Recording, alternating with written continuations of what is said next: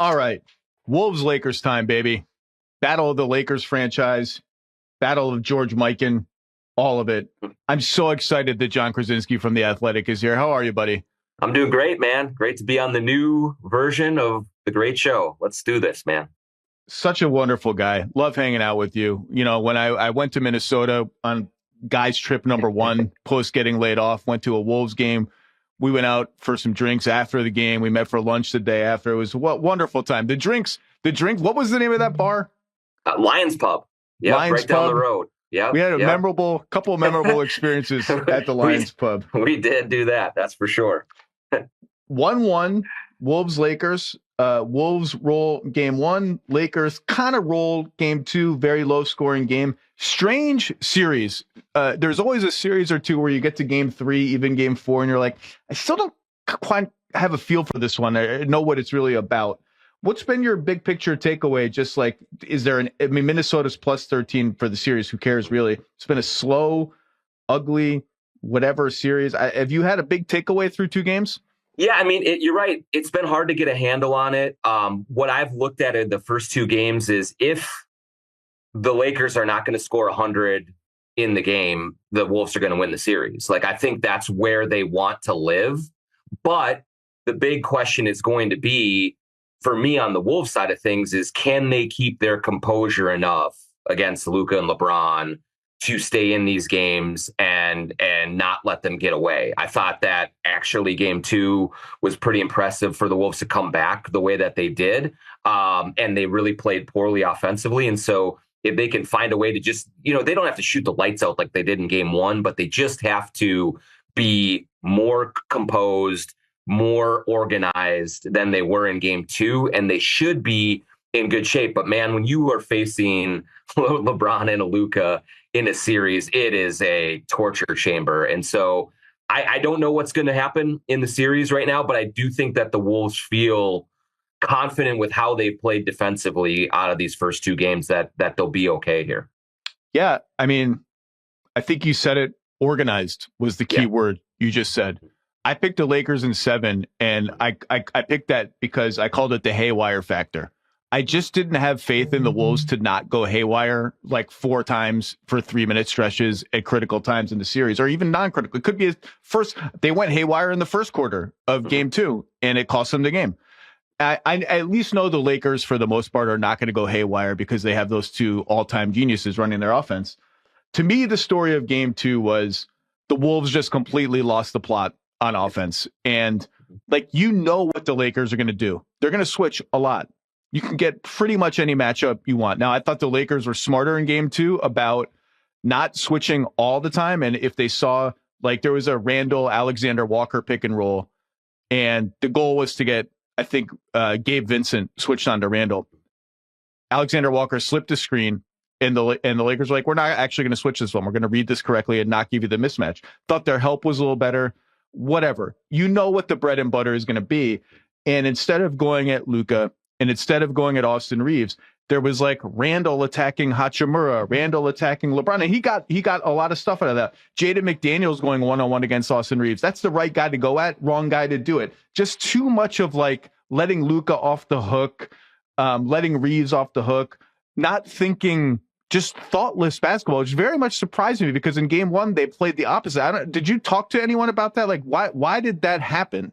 Yeah, it was a big conversation point after the game. I thought Anthony Edwards had a very interesting answer about it. He said that he felt what he was seeing in front of him was the Lakers going to almost a pseudo zone where, he would see things right in front of him, and then they would shift into a little bit of a zone. And what we have seen from the Timberwolves this season is zone defense is death. We saw it in the Milwaukee game. They gave up a 24-point lead in the fourth quarter because the Bucks went zone. Can we stop and talk about that game? Please. It was a disaster of epic proportions. If people have not seen that game, and it's a random regular season game, could have been extremely costly to Minnesota. They're lucky it was not. They were down by Milwaukee was down by 24 points, I think, in the fourth quarter. In the fourth quarter, 10 minutes to go. And went to a zone. And the entire league, everybody in the Western Conference in Minnesota's bracket, everyone in the Western Conference players should have seen that game and put zone in their scouting report because this is not an exaggeration, John. I have never seen a team play worse against the zone in the NBA than the way. If you and I were on the court, we could not have done worse. They were just like throwing the ball to the other. It was like were you at that game? That was a road game. Yes, I was there. Yep. It was inexplicable to me. It was a circus of like I have never seen either. This 21st season on the beat, and Zach, I've seen some really bad basketball teams in Minnesota over the years, and that was as bad as I have ever seen any team play for any extended stretch. And so I do think that is a little bit of a concern for the Wolves in this series in terms of if they're seeing a little zone and don't know what to do with it. Mike Conley does not have a great matchup in this series. And so his minutes are limited and his production is limited. And when he is not a factor offensively, you said it, Zach, the Wolves the Wolves offense becomes mindless in a way. And, if they hit a bunch of threes, if Ant is getting downhill, it can work. But that is the big just Achilles heel for them, is if you make them think through a stretch of offensive game, it usually goes poorly for the Wolves. And so that's what we saw in game 2 is you just saw them not be able to get a handle on where they were supposed to go, how they were supposed to move. And it resulted in awful shot selection, and letting a game go that they very easily could have won. You hold the team to 94 points on the road, you should win that game. And they were never really in it. I don't understand why it takes so much thought in high level complexity to be like, where's Luka? Just attack Luka. Or Reeves. Like the Lakers or Reeves or Gabe Vincent. But like Naz Reid is being guarded by Gabe Vincent. Maybe give him a couple touches. Like it's not that hard. Now I understand the Lakers, to your point, their help was, I think, a little bit like a step further into the paint than it was in game 1. Particularly when there was a non-shooter on the floor. We'll get to that. Like Terrence Shannon came in and LeBron's like, I'm just not guarding Terrence Shannon Jr. We're just going to zone up off him completely. The Gobert thing we'll talk about in a minute. And I thought Minnesota had less off-ball movement around that stuff to confuse the help, like less flare screens, fewer cuts, fewer confusion, all that stuff. But like it's still not that complicated to just to start by finding the right guy to attack the right guy. And they didn't even do that. But the Lakers, to their credit, they're a smart, connected defense, even when they're small. And that's the thing. Like, if you just get by the first layer of defense, Hayes is going to play 10 minutes. The other 38 minutes, there's no shot blocker there. If you even count Hayes as a shot blocker, he's a goaltender. How about that goaltend? It was incredible. He was furious with it. He was absolutely furious. He couldn't believe the call. It's the most obvious goaltend I've ever seen. Not a great Hayes game. There's no rim protection back there, and I just don't understand why. Like, I get what you're saying. The Lakers made it complicated. They changed coverages. They scrunched in and scrunched out. They rotate on a string. They make you think. But step one is just the right guy should attack the right guy. And that's the part, like, I don't get why that's so hard. I'm sure Chris Finch in the huddles is saying this stuff. I just don't understand why it's that hard to execute, at least that part. Yeah, and I think that especially, Zach, in the most disappointing thing to the Timberwolves was they took 25 threes in the game. Now, they didn't shoot well at the start, but what they needed to do was move the ball a little bit and keep shooting threes like they do. They're one of the best three-point shooting teams in the entire league. And so to go away from that, it looked like they all just wanted to attack to the middle of the zone and do something that was beyond their capabilities. And so I think they got into a mental game of, okay, we have to take this control back some other way, when they just make the easy play. And they just did not do that over and over again. Passed up 3-pointers, passed up the easy matchups that were out there, and made it harder on themselves. And that's why they were just, what they shoot. Yeah, 38%, 20% from three. It was grueling to watch. I'm going to read you some numbers. You ready? Please lay it to me. Second spectrum tracking numbers. This is Luka pick and rolls with Gobert as the guy guarding the screener. Let's go. Okay. Because Gobert's getting flambéed. lambasted. Did I just make up a word? I may think have. you did. I think you did. Because everyone sees it, right? Everyone sees it. It's very visible when a ball handler gets Gobert, and Gobert's a little stilted. He's a big dude, man. Like those big dudes, it's a lot of limbs to move around. It doesn't always look great. And, you get roasted on a crossover, commit a foul, step back three. Like, it's very visible. It's very obvious. And so it's the talking point after game 2. Oh, 4-time defensive player of the year. Out of his comfort zone. Boy, oh boy, here we go again. Why is he this generational defender if he can't match up? Here are the numbers. Game 1, Luka Doncic against Rudy Gobert, 15 picks, 0.615 points per possession out of those picks directly, 0.77 points per possession overall. Is that good? No, that's horrible. No, that's not good, is it? Game 2, 23 picks. 0.56 points per possession directly out of them. That doesn't sound good. 0.632 points per possession overall. If you had that points per possession for a full game, for a full season, you're a G League team. You're a college team. Now, very small sample. Those numbers are somewhat deflated by spot-up shooters 2 passes away, missing wide open threes that it creates. You saw in game 2. The Wolves are concerned enough that they're trying to switch Gobert out of that pick and roll while his man is on the way to screen. You'll see him point someone else get there. So I'm not saying he's been great. I'm not saying it's not an issue.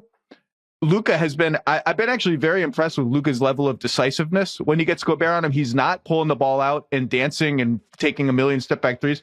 He'll do one jab step back Gobert, lean back like he's going to shoot. And the minute he stands you up, he's blowing by you and drawing a foul. He's been very good about that.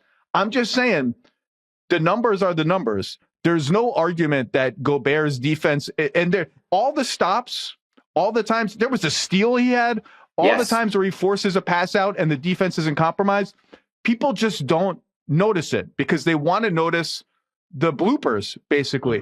The numbers are what they are. This has not been a problem. In fact, I will posit this.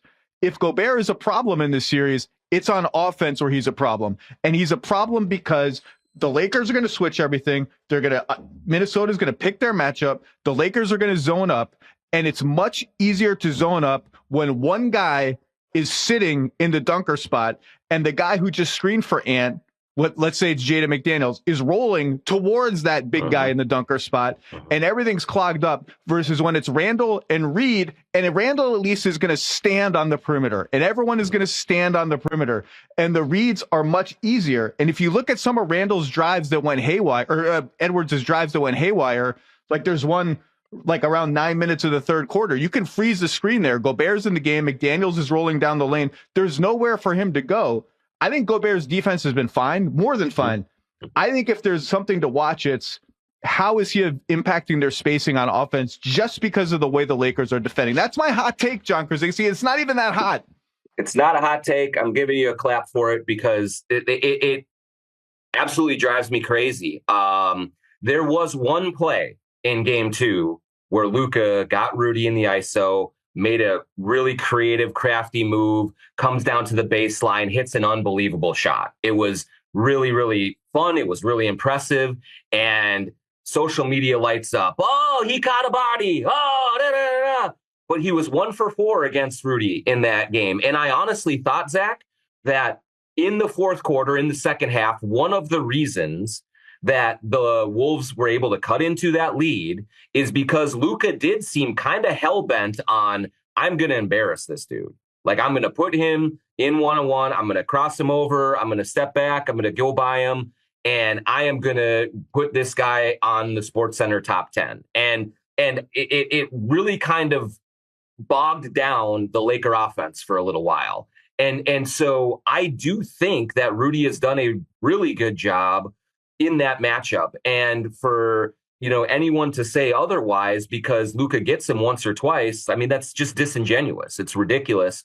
You are 100% correct on the offensive side of things. And I will say this on Rudy defensively, he's got to grab more rebounds, man. There's been a few times it's just they've glanced off his fingers. He hasn't been able to get his hands on it and end the possession. He's just got to do a better job there. But one-on-one against Luka, he's been fine. And offensively, one of the reasons I was optimistic about the Timberwolves going into this series is in the last month or so leading into the playoffs, they had really done a good job with Rudy, getting him involved. Julius Randle, little drop lobs to him. Even Ant was finding him a little bit more. And Rudy was consistently 15, 17, 19 points, like really being a factor. Now he's playing terrible defenses, but you thought that maybe they could build on that. And they haven't done that in the first 2 games. And so if he is going to be out there, if you're not just going to go with the Nas Randall front court, he does have to be more of a factor. He has to catch the ball cleaner. They have to find little lobs out of the dunker for him. He's got to get on the offensive glass better and create more second chances. That's the way that you hurt the Lakers, by going big with Rudy. And he has not done enough of that so far in these first 2 games. It's funny you mentioned the Randall passes to him and the Ant passes to him, because, I remember joking midway through the season, like you could have made a really fun compilation of Gobert calling for the ball wide open and Randall not passing to him. Yes. And part of it is because those are tricky passes to make, right? They're thread the needle